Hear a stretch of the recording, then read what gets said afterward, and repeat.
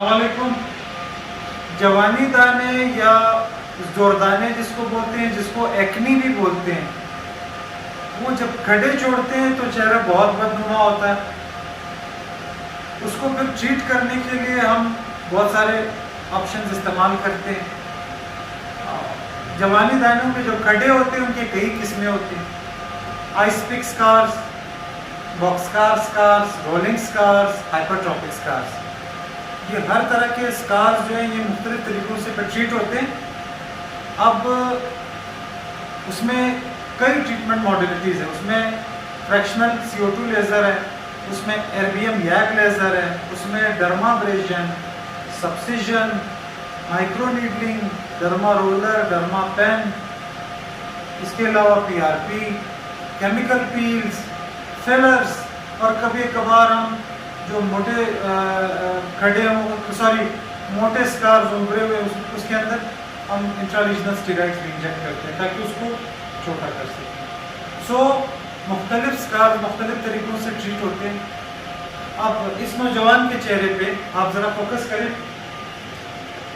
इसके चेहरे पे आप देख लें मुख्तलिफ तरह के स्कार्स हैं। आइस पिक भी हैं, रोलिंग भी हैं, बॉक्सकार भी हैं। तो जो आइस पिक स्कार्स हैं उसको तो हम CO2 फ्रैक्शनल लेज़र से ट्रीट कर रहे हैं। Fractional CO2 laser ablative laser है, यानी कि ये लेयर बाय लेयर स्किन को हमवार करता है। इसके सेशंस 3 से 4 हफ्ते बाद रिपीट होते हैं। डिपेंड करता है इस बात पे कि कितने सेशंस हैं कि पेशेंट की ज़रूरत कितनी है। हम मिनिमम 3 सेशंस करते हैं, कभी हम 7 सेशंस तक भी जाते हैं। सो इसके अंदर कई मोड्स हैं और हमने सेटिंग ऑलरेडी की है। ये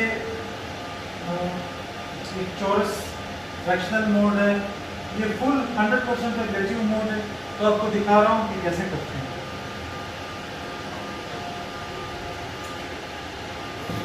आप फोकस करें इनके फेस के इस हिस्से पे।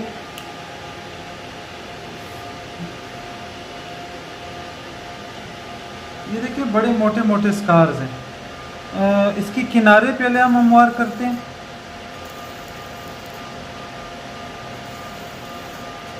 ये देख रहे हैं स्कार्स बिल्कुल बैठ रहे हैं।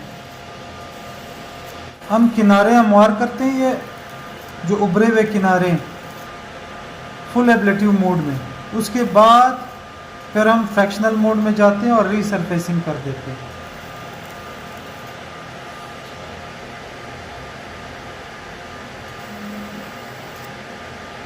फ्रैक्शनल मोड में जा रहे हैं। ये आप फोकस करें करीब जाके। ये आपको नज़र आ रहा है कैसे हमवार हो रहे हैं सारे। इसके कई सेशंस होंगे और हर सेशन में इसमें इम्प्रूवमेंट आती जाती है। कुछ लोग सवाल करते हैं कि डॉक्टर साहब कितना % इम्प्रूव हो सकता है। तो इसका जवाब ये है कि ये डिपेंड करता है कि स्कार कितने हैं, किस नोयत के हैं, किस टाइप के स्कार्स हैं। इम्प्रूवमेंट जो है 30% से लेके अप टू 70% तक पॉसिबल है।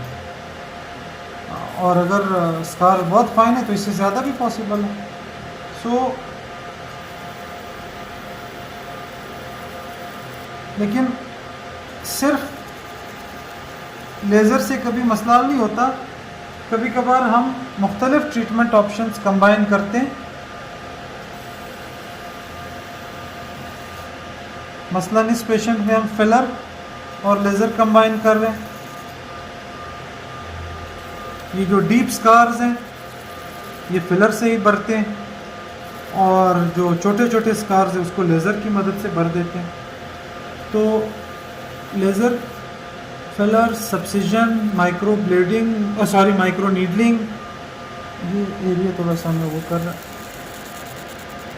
इसके अलावा माइक्रोडर्माब्रेजन हो गया, PRP, chemical peels, RF micro needling जो कि माइक्रो नीडलिंग में एक तरह का एडवांस टेक्निक है, एरबियम YAG, ये सारे ऑप्शंस हमारे पास होते हैं। अब हम ये एरिया कवर कर रहे हैं। सो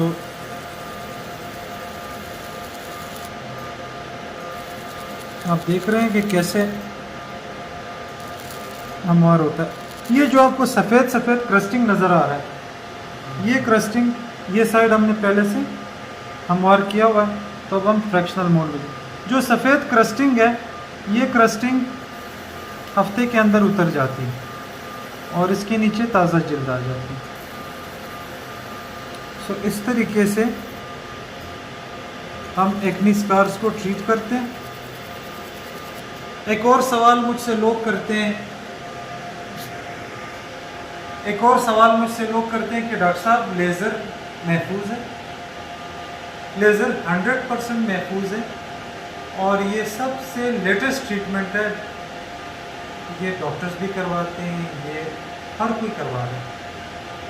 लेज़र्स के बारे में अच्छा खासा मवाद आपको इंटरनेट के ऑथेंटिक साइट से मिल जाता है, तो परेशान होने की कोई ज़रूरत नहीं है।